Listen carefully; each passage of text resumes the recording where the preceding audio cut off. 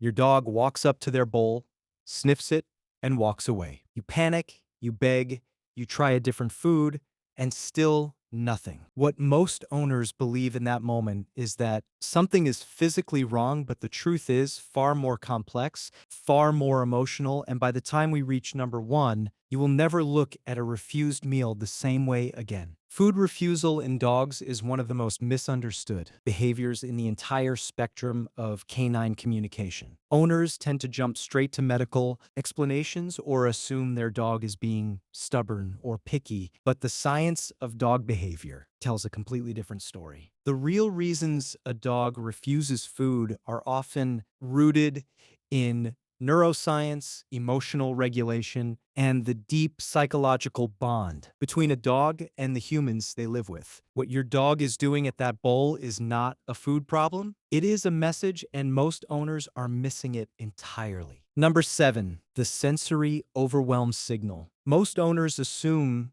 their dog has simply gotten bored with the food, so they switch brands, add toppings, or rotate flavors endlessly. What is actually happening in many of these cases is that the dog's olfactory system, which is roughly 40 times more powerful than a human's, is being overwhelmed by something in the environment rather than the food itself. A new cleaning product used on the bowl, a strong perfume worn by the person who filled it, or even a residual chemical smell from a recently washed mat beneath the bowl can trigger a refusal response. The dog is not rejecting the food. The dog is rejecting the sensory context surrounding the food. The clue to look for is a dog who approaches the bowl with interest, lowers their nose close to the food, then suddenly pulls back and shakes their head or sneezes. That head shake is a neurological reset, a way of clearing the olfactory receptors after an unpleasant chemical signal. The practical solution is to wash the bowl with unscented soap,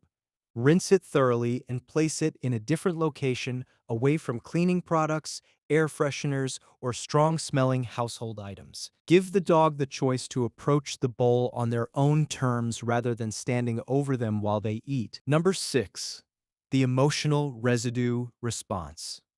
Owners often interpret this as random pickiness, especially when the dog ate the same food yesterday without hesitation. What is actually occurring is that the dog has formed an emotional association between the act of eating and a recent stressful event. Dogs do not compartmentalize the way humans do.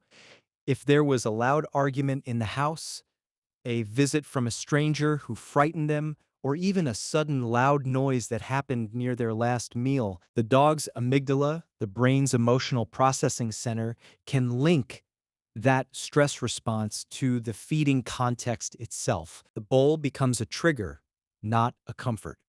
The clue to look for is a dog who refuses food specifically after a period of household tension, unusual visitors, or environmental disruption, but who will eat normally once the emotional climate of the home settles back down. The practical solution is to create a consistent, calm feeding ritual.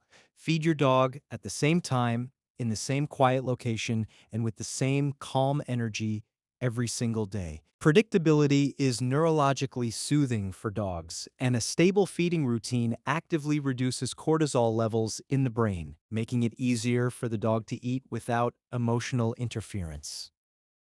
Number 5, the hierarchy confusion freeze. Many owners read this as dominance or stubbornness, which leads them to try forceful feeding strategies that make the problem significantly worse. What is actually happening is that the dog is experiencing social uncertainty. In multi-dog households or in homes where the owner's leadership energy has been inconsistent, a dog may pause before eating because they are genuinely unsure whether it is safe or socially appropriate for them to eat in that moment. This is an ancient survival behavior rooted in pack dynamics. Dogs in uncertain social structures will often wait, watch, and defer before committing to a vulnerable act like eating. The clue to look for is a dog who looks at you, or at another dog repeatedly before approaching the bowl, or who starts eating and then stops to check the room before continuing. The practical solution is to establish a clear, calm, consistent feeding routine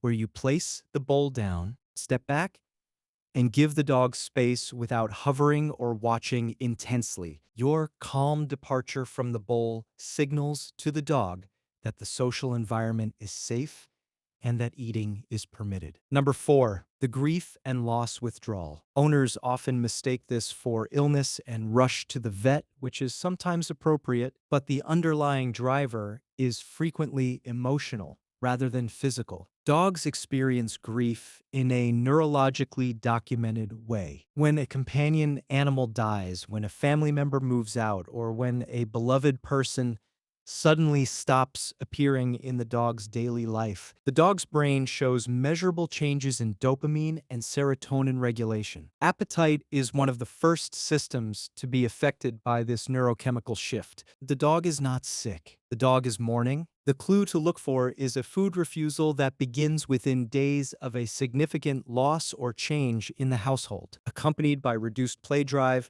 increased sleeping, and a tendency to sit near the belongings or usual spots of whoever or whatever is gone. The practical solution is to gently increase physical contact, maintain the daily routine as closely as possible, and introduce light exercise to stimulate natural dopamine production. Do not force food, but do offer small, high-value meals by hand to reestablish a positive emotional connection to eating through the bond with you. Number 3, the anticipatory anxiety shutdown. This one surprises most owners because the dog seems perfectly fine in every other way. What is happening here is that the dog has learned to associate the act of eating with something that comes after the meal, something they dread. A dog who gets a bath after breakfast, or who gets put in a crate after dinner, or who gets their nails trimmed after a meal,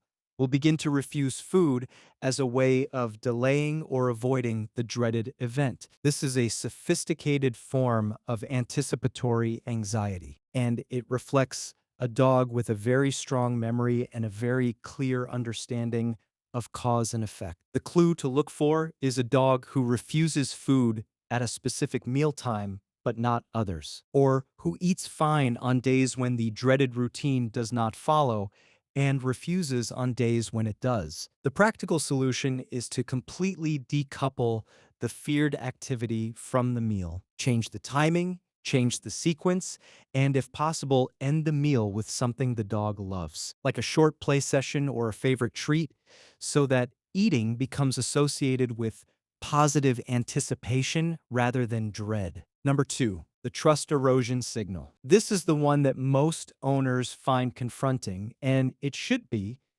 because it requires honest self-reflection. When a dog begins refusing food from a specific person's hand or refuses to eat when a specific person is present, it is not random. It is a communication about the relationship. Dogs are exquisitely sensitive to human emotional states, body language, and energy. A dog who has experienced repeated frustration, harsh handling, unpredictable moods, or even subtle but consistent tension from a particular person in the household will begin to associate that person's presence with emotional unsafety. And when a dog does not feel safe, they do not eat. The clue to look for is a dog who eats freely when one person is absent, but refuses or hesitates when that person enters the room, even if that person does nothing overtly threatening in the moment. The practical solution is to have the person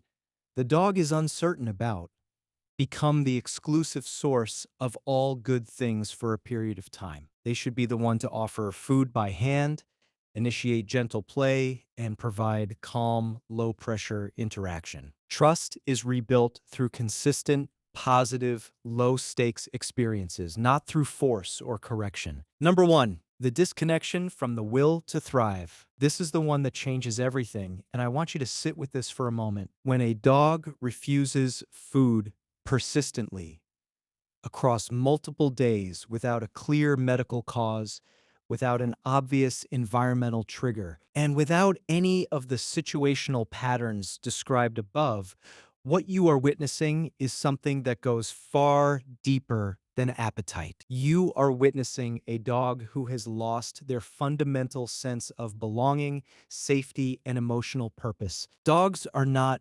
solitary animals. They are neurologically wired for connection. Their entire nervous system, their hormonal regulation, their immune function, and even their digestive capacity are all regulated through the felt sense of secure attachment. When that attachment is broken or absent, the body itself begins to shut down. Eating becomes irrelevant to a dog who no longer feels they have a reason to be here. The clue to look for is a dog who moves through the house like a ghost, present but not participating, eyes that follow you without warmth, a body that no longer greets the day. The practical solution is to rebuild the emotional contract, one small moment of genuine connection at a time. If this video helped you see your dog differently, please like it, subscribe, and leave a comment below telling me what you noticed in your own dog. Share this with a friend whose dog might be trying to say something they have not yet been able to hear.